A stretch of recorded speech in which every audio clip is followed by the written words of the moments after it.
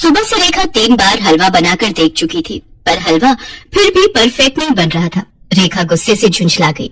क्या है मम्मी, ये हलवा वलवा मेरे से नहीं बनेगा, मैं नहीं बना रही। सुबह से 3 बार कोशिश कर चुकी हूँ, कभी चीनी कम हो जाती है, कभी घी कम रह जाता है। अब देखो कैसा पतला पानी बन गया है।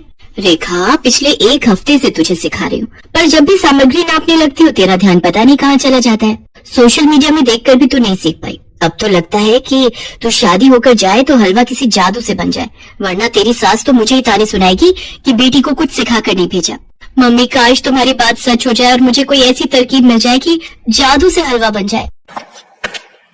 ऐसे जादू से सब कुछ बनने लगता ना तो आज तुम्हारी माँ रसोई में पूरा दिन जादू से ही खाना बना रही होती। ये सब किस्से कहानियों में ही होता है कि जादू से हलवा बन जाए, सच में ऐसा कभी नहीं होता।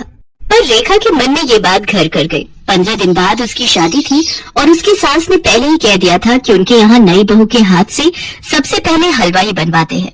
रेखा अब इसी सोच में पड़ गई कि काश वो भी जादू से हलवा बना ले। सर्दियों के दिन थे। एक दिन रेखा बाजार से शादी की शॉपिंग करके आ रही थी। वो अपनी मम्मी से बोली, मम्मी, घर का सारा काम हो गया है, आप इसी रिक्शा पर ये थैलियाँ लेकर घर चलो, मैं जरा शीतल के घर होकर आती हूँ। उसके घर से मुझे अपना मेकअप का किट उठाना है। उसने मेरे लिए कुछ सामान ऑनलाइन मंगवाया था। शाम के समय ज्यादा ठंड में घूमो नहीं, वरना बीमार पड़ जाओगी। फिर आपको 2 दिन बाद मेरी शादी में लगना ही है। हाँ, तू ठीक कह रही है, पर तू जल्दी आ जाना। ठीक है मम्मी, तुम आराम से घर जाओ, मैं दूसरा रिक्शा ले लेती हूँ। इतनी ठंड लग रही है, आज तो सबसे ठंडा दिन है और ठंडी हवा भी चल रही है। मेरे पास गर्म शॉल है, वही ओढ़ लेती हूँ।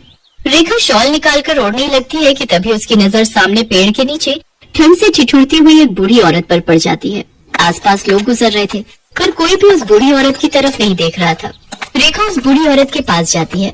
अरे, ठंड इतनी ज्यादा है अम्मा, पर आपने कोई भी स्वेटर या गर्म कपड़ा नहीं पहना। नहीं बेटी, मैं बहुत गरीब हूँ, मेरे पास पहनने के लिए गर्म कपड़े और स्वेटर नहीं है। अम्मा, ये लो, मेरे पास कुछ गर्म कपड़े और शॉल है, ये लो, ये आपके काम आएंगे। आप ये पहनो, तब तक मैं आपके लिए सामने की दुकान से कुछ खाने का और गर्म चाय लेकर आती हूँ। वो बूढ़ी औरत गर्म कपड़े पहन लेती है। इतनी देर में रेखा उसके लिए चाय और खाने का सामान ले आती है। बूढ़ी औरत बहुत खुश होती है। बेटी, तुम बहुत अच्छी हो, तुमने मेरी बहुत मदद की है, वरना आज के जमाने में किसी गरीब की कोई इतनी मदद कहाँ करता है। देखते ही देखते वो बूढ़ी औरत एक सुंदर परी के रूप में आ जाती है। घबराओ नहीं, मेरा नाम नीलम परी है। मुझे पृथ्वी लोक पर एक बूढ़ी औरत के रूप में रहने का दंड मिला हुआ था। मैंने परी लोक में एक बूढ़ी परी का मजाक उड़ाया था, इसलिए उन्होंने मुझे दंड दिया था कि मैं तब तक पृथ्वी लोक में रहकर एक गरीब बूढ़ी औरत का जीवन व्यतीत करूंगी जब तक कोई खुद से मेरी मदद नहीं करेगा, और जब कोई दयालुता के साथ मेरी मदद करेगा तो मैं वापस अपने रूप में आ जाऊंगी। पिछले 3 दिन से मेरी किसी ने भी मदद नहीं की। आज तुमने मेरी सहायता की, इसलिए मैं परीलोक वापस जा सकती हूँ। जाने से पहले मैं तुम्हें कुछ देना चाहती हूँ। मांगो, तुम मुझसे क्या मांगती हो? नीलम परी, मेरी तो अभी एक ही दुविधा है। 2 दिन बाद मेरी शादी है और मुझे हलवा बनाना नहीं आता। आपके पास कोई उपाय है जिससे जादुई हलवा बन जाए और मेरी ससुराल में प्रशंसा हो? अच्छा, तो ये बात है, रुको। नीलम परी हवा में छड़ी घुमाती है। ये लो, ये जादुई चीनी है। जब भी तुम हलवा बनाओगी तो इसी चीनी का उपयोग करना। ये चीनी मिलाते ही स्वादिष्ट हलवा बनकर तैयार हो जाएगा। आपका बहुत बहुत शुक्रिया नीलम परी, आपने बहुत बड़ी मुश्किल हल कर दी।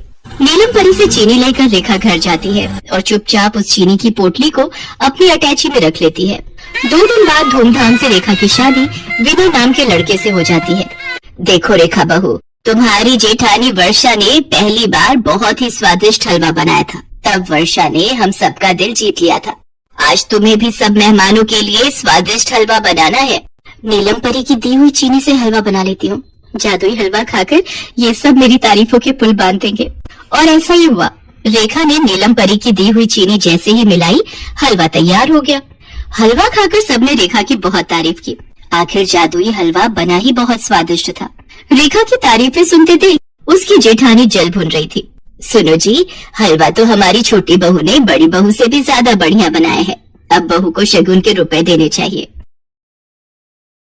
हाँ रेखा बहू, हलवा वाकई में बहुत स्वादिष्ट बना है। सभी मेहमानों ने तुम्हारे हाथ के बने हलवे की बहुत तारीफ की। रेखा बहू, कल घर में महापूजा है और मैं चाहती हूँ कि हलवा तुम ही बनाओ। बड़ी बहू पूरी सब्जी बना लेगी। तुम्हारी शादी के बाद कुलगुरु घर में पहली बार आ रहे हैं तो अच्छे से उनका स्वागत होना चाहिए। और हमारे घर के रीति रिवाजों के अनुसार कुलगुरु को हम भोजन में सबसे पहले नई बहू के हाथ का हलवा ही खिलाते हैं। ठीक है माँ जी, मैं बना लूंगी। रेखा अपनी अटैची में से चीनी की पोटली निकाल रही थी, तभी उसकी जेठानी उसे देख लेती है। ये चीनी तो मेरे लिए बहुत लकी है, अगर ये चीनी ना हो तो मैं स्वादिष्ट हलवा बना ही ना पाऊँ। वैसे मैं इस पोटली में से जितनी चीनी निकालती हूँ उतनी बढ़ जाती है। ये बहुत अच्छी बात है, ये सब नीलम परी के जादू का कमाल है।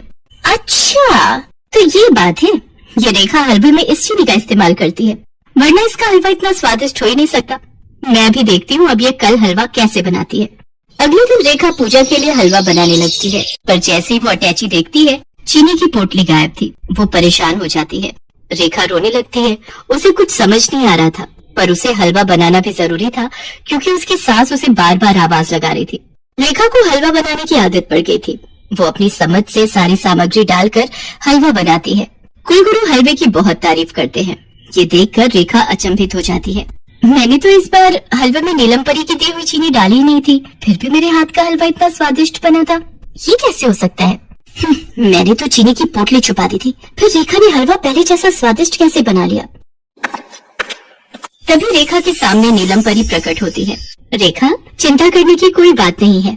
तुम्हारी जेठानी वर्षा ने चीनी की पोटली छुपा दी थी, पर तुम्हें ये ज्ञात ही नहीं कि तुमने बार बार हलवा बनाने का अभ्यास किया और तुम खुद से ही स्वादिष्ट हलवा बनाने लगी। व्यक्ति जब किसी चीज का अभ्यास करता है तो वह उस कार्य में निपुण हो जाता है। जैसे आज तुम हलवा बनाने में हो चुकी हो, अब तुम्हें मेरी दी हुई जादुई चीनी की कोई जरूरत नहीं है। नीलम परी की बातें सुनकर रेखा बहुत खुश होती है और उसकी जेठानी अपना समूह लेकर वहाँ से चली जाती है।